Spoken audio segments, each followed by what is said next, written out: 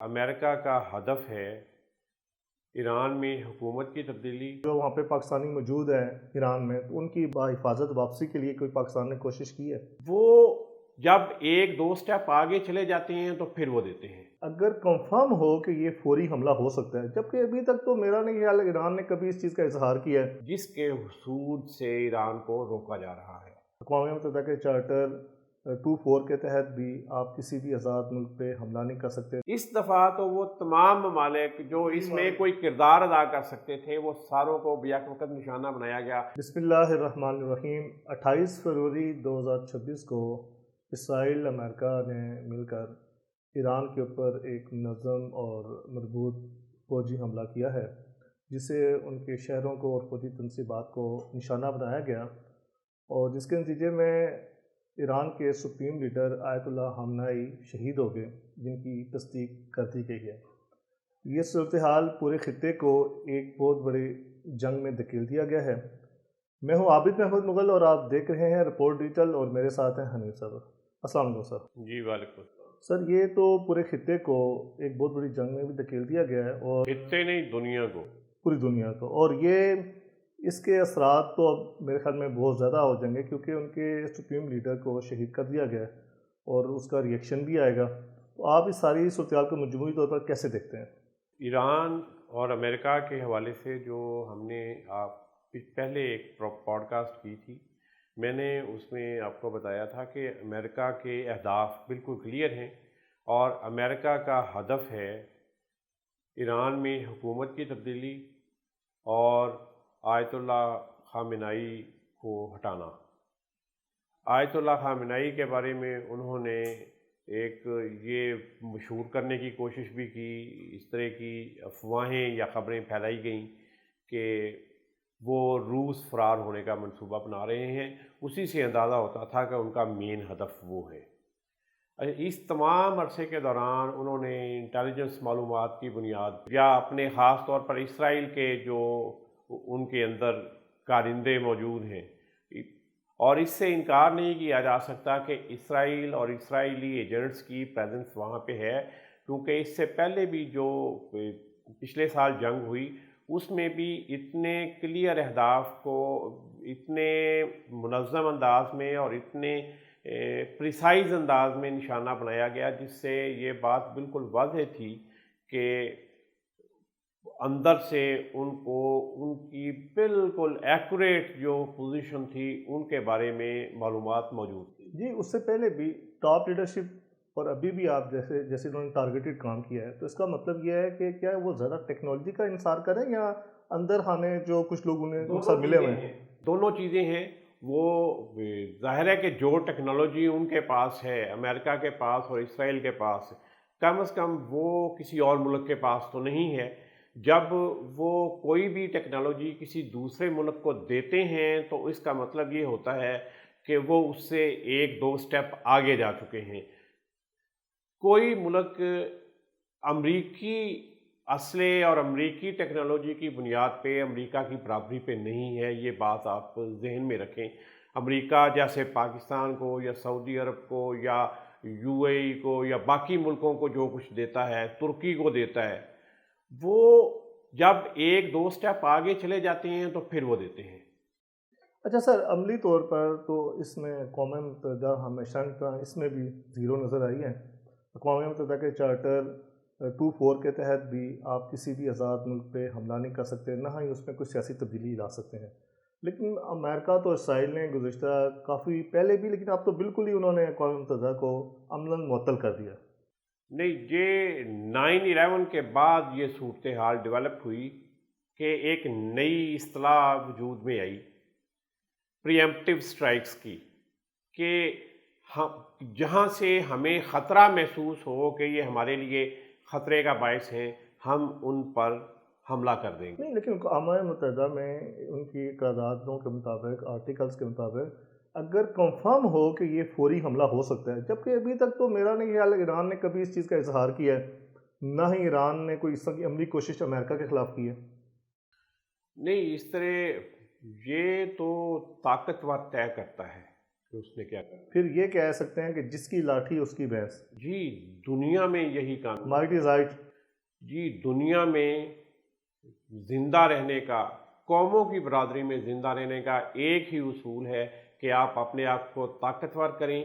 مسلمانوں کے لیے بھی قرآن پاک میں اللہ تعالیٰ نے یہ اصول بیان کر دیا ہے اور یہ اصول طے کر دیا ہے کہ تم اپنے گھوڑے یعنی اپنی اسلحہ، اپنی تیاری جنگی ساز و سامان رکھو تاکہ تم اللہ کے دشمنوں کو خوف میں رکھ سکو، ان کو بھی جنہیں تم جانتے ہو اور انہیں بھی جنہیں تم نہیں جانتے. یہ ایک بنیادی اصول ہے. اس کا مطلب ہے کہ آپ اپنی جنگی صلاحیت اور طاقت اتنی رکھیں گے کہ آپ کا دشمن آپ سے خوف محسوس کر سکے، اور یہی طاقت ہے جو دوسرے کو خوف میں رکھ سکتی ہے، جس کے حصول سے ایران کو روکا جا رہا ہے.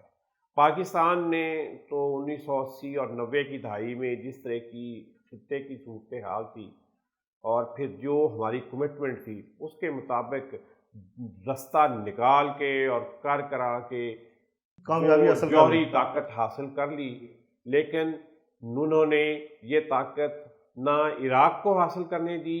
80s میں عراق کے ایٹمی تنصیبات کے اوپر اسرائیل نے حملہ کیا اور ان کو بالکل تباہ کر دیا. اس سے قبل بھی جو پچھلے سال جنگ ہوئی اس میں بھی ایران کی ایٹمی تنصیبات پہ آخری حملہ جو کیا امریکہ نے، جو اسرائیل سے نہیں ہو سکا تھا، وہ امریکہ نے حملہ کیا اور ان کی ایٹمی تنصیبات کو نشانہ بنایا. اور اس وقت انہوں نے یہ کہا تھا کہ ہم نے ایران کی ایٹمی تنصیبات اور یورینیم کو افزودہ کرنے کی جو صلاحیت ہے وہ ختم کر دی ہے. لیکن بعد میں ان کو ایران نے بھی کہا کہ اس کو کوئی خاص نقصان نہیں پہنچا. پھر ایسی معلومات بھی ملیں کہ ان کو شاید پہلے سے ہی کسی دوسری جگہ شفٹ کر دیا گیا تھا یہ صلاحیت، یا یہ کہ اس کو کسی دوسری جگہ شفٹ کر دیا گیا تھا.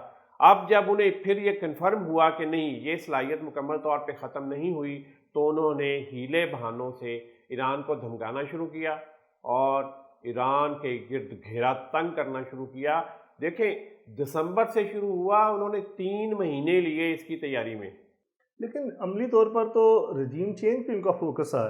رجیم چینج، ایران نے تو اعلان کہا تھا کہ ہم اپنا جوہری پروگرام جو ہے نا وہ کسی کے خلاف نہیں کرنا چاہتے، پرامن مقاصد کے لیے ہم استعمال کریں گے. سارے ممالک یہی کہتے ہیں، پاکستان بھی یہی کہتا ہے کہ ہمارا جوہری پروگرام کسی کے خلاف نہیں ہے. سبھی ملک یہی کہتے ہیں کہ یہ بنیادی طور پہ ایک ڈیفنس ڈیٹرنس ہے، آپ ہونا کی چاہیے. دفاعی جو ہے نا ضمانت ہے کہ کوئی آپ کے اوپر حملہ کرتے ہوئے سوچے گا. انہوں نے یہ طے کر دیا 3 اہداف ان کے: گورنمنٹ چینج کرنا، سید علی خامنائی کو راستے سے ہٹانا اور ایٹمی پروگرام ختم کرنا. دسمبر میں ڈونلڈ ٹرمپ نے یہ مہم اور یہ برین سٹارمنگ شروع کی کہ ہم ایران پر حملہ کرنے جا رہے ہیں، اور 3 مہینے لے کے انہوں نے یہ کارروائی مکمل کی ہے. وہ اب انہوں نے اپنے جو اڈے موجود تھے اس خطے میں ان کو مضبوط کیا، وہاں پہ ساری چیزیں وہ لے کے آئے جو انہوں نے استعمال کرنا تھیں، اپنے بحری بیڑے لے کے آئے، ایران کو الجھایا انہوں نے مذاکرات ان کے بھی چل رہے ہیں. جی وہ مذاکرات ایران کو الجھانے کے لیے تھے تاکہ وہ یہ سمجھے کہ میرے ساتھ بات چیت جاری ہے اور ابھی فوری حملہ نہیں ہوگا. اور اب 28 کو یہ حملہ ہوا ہے، 2 مارچ کو مذاکرات دوبارہ طے تھے، اسی دوران پھر حملہ کر دیا. اسی دوران انہوں نے حملہ کیا. اور یہ دیکھیں امریکہ جب بھی کسی دوسرے ملک پہ حملہ کرتا ہے، خاص طور پہ اسلامی ممالک میں، جو انہوں نے افغانستان میں کیا یا جو انہوں نے عراق میں کیا یا جس طرح کی بھی، وہ ایک جمعے کی رات کو کرتے ہیں. یعنی کہ ہمارے خطے میں اس وقت ہفتے کا دن ہوتا ہے جس وقت وہ حملہ کرتے ہیں. اور اس دفعہ بھی انہوں نے بالکل اسی طرح کیا. ایک دن پہلے تقریباً یہ اطلاعات اخبارات میں یعنی کہ میڈیا میں اور سوشل میڈیا پہ آ چکی تھیں کہ آج رات کو امریکہ حملہ کر دے گا. انہوں نے مکمل ٹریس اینڈ ٹریک کیا اپنے اہداف کو. 200 جنگی جہازوں نے، اسرائیل اور امریکہ کے 200 جنگی جہازوں نے اس کارروائی میں مجموعی طور پہ حصہ لیا. اور ایران کے اب دیکھیں 31 صوبے ہیں. اس کا ذرا میں یہ سر آپ کو کہ کتنا بڑا یہ حملہ تھا وہ بتاتا ہوں کہ 31 صوبے ہیں ایران کے، ان میں سے 24 صوبوں میں مجموعی طور پر پورے ملک میں ملک میں انہوں نے 200 کے قریب جہاز جو ہیں ایئر اسٹرائیک کے تھرو سارا یک وقت انہوں نے یہ حملہ کیا. اس میں ان کے بڑے شہر ہیں، خاص طور پہ تہران کو انہوں نے نشانہ بنایا، قم کو انہوں نے نشانہ بنایا، اس کے بعد بو شہر کو نشانہ بنایا انہوں نے، پھر بندر عباس کو اور چابہار کو نشانہ بنایا، تبریز، کرمانشاہ، اصفہان، ان تمام کو انہوں نے نشانہ بنایا.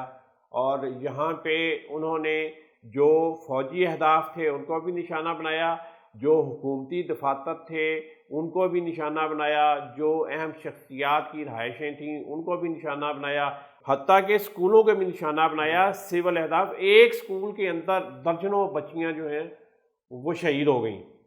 بڑا ہی افسوسناک، یہ بہت افسوسناک ہے. اور سب سے افسوسناک یہ کہ انہوں نے آیت اللہ سید علی خامنائی کو مکمل طور پہ ٹریس اور ٹریک کیا، اور عین ان کی جہاں پہ وہ موجود تھے اس جگہ کو نشانہ بنایا. اور اس حملے کے فوری بعد ہی اس کے اسرائیل کے وزیر اعظم نے نیتن یاہو نے یہ کہہ دیا تھا کہ ہم نے ان کو نشانہ بنا لیا ہے. ابتدائی طور پہ میں آپ کی بات کر رہا ہوں، انہوں نے انکار کیا اس سے، انہوں نے کہا کہ جی وہ محفوظ ہیں. لیکن پہلے خبر آئی ان کے بیٹے کو نشانہ بنانے کی، پھر ان کے دیگر قریبی عزیزوں کے بارے میں یہ آیا کہ وہ اس میں شہید ہوئے ہیں. اور رات کو یہ بات پھر ایرانی میڈیا نے اور ایرانی گورنمنٹ نے خود کنفرم کر دی کہ سید علی خامنائی جو ہے وہ اس میں شہید ہو گئے. یہ ویسے ایران کو محتاط نہیں ہو جانا چاہیے تھا؟ جو پہلے بھی جب حملہ ہوا تو اس کا انٹرنل ان کی سیکورٹی کے اندر موجود تھا پرابلم. اب اس کا انہوں نے کوئی پریکاشنز نہیں لیے کہ بھائی ہم اس کو محفوظ کریں؟ کہ اتنے بڑے پیمانے پہ ظاہر ہے ان کے لیے یہ سمبل بھی تھے اور لیڈر ہیں، اور ان کو نشانہ بنا دینا تو یہ میرے خیال میں بہت بڑی، ایک لحاظ سے امریکنز کی تو بہت بڑی کامیابی ہے. میں نے یہ پہلے بھی کہا کہ انہیں اندر سے بھی سپورٹ حاصل ہے، اس میں کوئی شک ہی نہیں. اس کا توڑ نہیں ہو سکا یا ایران اس کو کنٹرول نہیں کر سکا؟ نہیں. اب دیکھیں ایران کی جو طاقت، صلاحیت اور ٹیکنالوجی ہے اس کو انہوں نے پچھلی جنگ میں چیک کر لیا تھا. صحیح، ٹھیک ہے. ان 6 مہینے کے دوران یا 7-8 مہینے کے دوران آپ کہہ لیں جو ٹائم گزرا، وہ نئی تیاری کے ساتھ انہوں نے نئی تیاری کی، ان انٹیلیجنس کا بھی اور جو ایران کے پاس ٹیکنالوجی ہے اس کا بھی انہوں نے توڑ کیا. اس کے مقابل اس کو ٹیکل کرنے کے لیے، اس کو ناکام بنانے کے لیے وہ بہت سی نئی چیزوں کے ساتھ بھی ڈیفینیٹلی آئے. اور پھر انہوں نے پہلا حملہ ہی اتنا بھرپور قسم کا کیا کہ ایران کو سنبھلنے کا موقع نہیں ملا. اچھا، ایران نے ویسے جوابی کارروائی تو کی ہے اسرائیل پہ بھی، اور جو امریکن ملٹری انسٹالیشن تھی ان پہ بھی اس نے اٹیک کیا، لیکن کوئی خاص نقصان میرے خیال میں نہیں ہوا. نقصان ہوا ہے اسرائیل کے اندر بھی، اور اس کے علاوہ انہوں نے عراق کے اندر امریکی اڈوں کو نشانہ بنایا، سعودی عرب کے اندر امریکی اڈے کو نشانہ بنایا، یو اے ای کے اندر امریکی اڈے کا نشانہ بنایا، بلکہ یو اے ای میں تو دبئی شہر کے اندر بھی میزائل گرا ہے. اس کے علاوہ انہوں نے قطر، بحرین اور کویت کو بھی نشانہ بنایا، اس کے یعنی کہ ان کے اندر جو امریکی اڈے تھے. اچھا، یہ بات ٹھیک ہے کہ انہوں نے امریکی اڈوں کو نشانہ بنایا، لیکن وہ ملک تو یہی سمجھتے ہیں کہ ہماری سرزمین کے اوپر انہوں نے یہ کارروائی کی. لیکن ایران تو یہ سمجھتا ہے نا سر کہ اس کے خلاف جو فضا یا سرزمین استعمال ہوئی ہے وہ ان اڈوں سے استعمال ہوئی ہے نا. جی، تو وہ انہوں نے ان پہ حملہ کیا ہے. اب اگر کوئی ملک جیسے پچھلی دفعہ قطر تھا، انہوں نے کوشش کی اور جنگ بند ہو گئی، اس دفعہ تو وہ تمام ممالک جو اس میں کوئی کردار ادا کر سکتے تھے وہ ساروں کو بیک وقت نشانہ بنایا گیا. خاص طور پہ سعودی عرب، یو اے ای اور قطر ایسے ممالک ہیں. باقی 3-4 ملک جو ہیں ان کی اس سطح پہ کوئی حیثیت نہیں ہے. سعودی عرب اور ایران کی تو کچھ عرصہ پہلے کچھ قربت بڑھی ہے اور ان کی آپس کی ٹینشن کم ہوئی ہے. یقیناً بہتر ہوئی تھی، لیکن اب آ کے جو ایران نے کیا، اب دیکھیں مڈل ایسٹ کے اندر سے تو اب کوئی اس وقت تک ایران کے حق میں بات نہیں کرے گا تا وقت کہ اللہ نہ کرے کہ وہاں پہ کوئی بہت بڑا نقصان ہو. صحیح. میں تو یہ کہتا ہوں اس سے بچنا پڑے گا. ظاہر بھی سعودی عرب کے اندر یا یو اے ای کے اندر یا باقی ان ریاستوں کے اندر تو اچھا خاصا پاکستانی موجود ہیں، دنیا بھر سے لوگ وہاں پہ موجود ہیں. وہاں پہ اگر کوئی ایسی سچویشن ہوتی ہے کہ بڑا نقصان ہوتا ہے تو وہ پھر ناقابل تلافی ہوتا چلا جائے گا. سر پاکستان کا کیا رد عمل ہے، اور جو وہاں پہ پاکستانی موجود ہیں ایران میں، تو ان کی بحفاظت واپسی کے لیے کوئی پاکستان نے کوشش کی ہے؟ ابھی تک کی جو اطلاعات ہیں اس میں تو وہاں پہ موجود پاکستانی محفوظ ہیں. پاکستانی سفارتخانہ بھی وہاں پہ ہے اور ابھی تک کوئی ایسی اطلاع حکومت پاکستان کا کیا موقف ہے؟ حکومت پاکستان بہت کھل کے ایران کے ساتھ ہے اور اس حملے اور اس جنگ کے خلاف ہے. پاکستان کسی بھی طور پہ اس جنگ کو سپورٹ نہیں کر رہا. آپ اس نے وزیر خارجہ نائب وزیر اعظم اسحاق ڈار نے ایران کے وزیر خارجہ کے ساتھ ٹیلی فونک بات بھی کی، ان کو بھی یقین دہانی کرائی کہ ہم آپ کے ساتھ ہیں.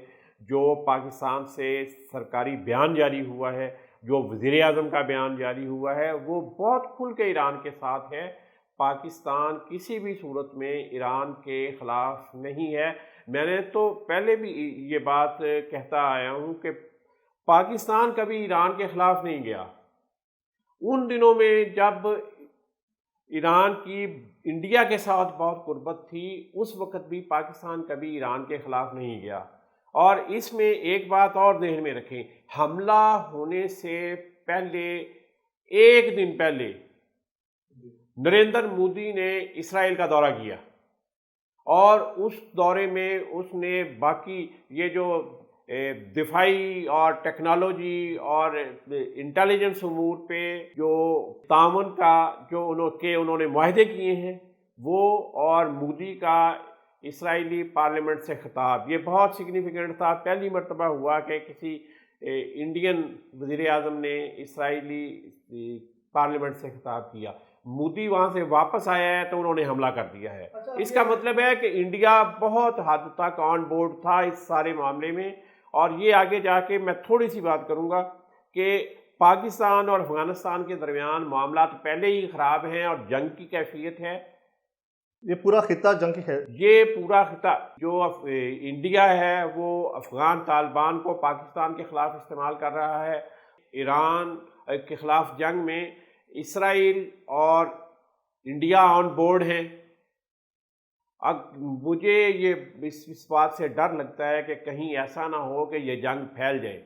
یہ بہت خطرناک صورتحال ڈیولپ ہو رہی ہے. ابھی جو ایران نے ایک جوابی قدم کے ابنائے حمص کو بند کرنے کی بات کی ہے، اس سے بھی پوری دنیا کی جو معیشت ہے وہ تو بالکل ڈسٹرائے ہو جائے گی. تو جبکہ امریکنز اور یورپ کا یہ بھی ہے کہ ہم نے اس کو بند نہیں ہونے دینا. تو یہ صورتحال تو کسی بڑی جنگ کی طرف نہیں جا رہی. دیکھیں انہوں نے پہلے اپنا بندوبست کیا. انہوں نے دنیا کے تیل پیدا کرنے والے سب سے بڑے ملک وینزویلا پر قبضہ کیا ہے. اپنا تیل کا معاملہ انہوں نے وہاں پہ سیدھا کر دیا. پہلے ہی ان کو پتہ تھا کہ یہ ہو رہا ہے. انہوں نے 3 مہینے پہلے اس پہ قبضہ کر لیا اور اپنا تیل اور نیٹو ممالک کے لیے انہوں نے بہت سی چیزیں وہاں پہ سیکیور کر لیں. آبنائے ہرمز بند ہونے سے دنیا کی کم و بیش تیل کی 30% تجارت متاثر ہوگی. 30% کے قریب تیل آبنائے ہرمز سے گزرتا ہے. اس سے پاکستان بہت زیادہ متاثر ہو سکتا ہے. اگر یہ بلاکیڈ جاری رہا، وہاں سے تیل کے ٹینکرز نہ گزرے تو یہ دنیا کے کافی سارے ممالک کے لیے چین بھی کافی حد تک متاثر ہوگا. جی بالکل، بہت سے ممالک متاثر ہوں گے. جی ناظرین، ہم امید کرتے ہیں کہ یہ جنگ کا دائرہ مزید نہ پھیلے. اس سے دنیا کے امن کو شدید نقصانات لاحق ہو چکے ہیں اور مزید خطرات درپیش ہیں.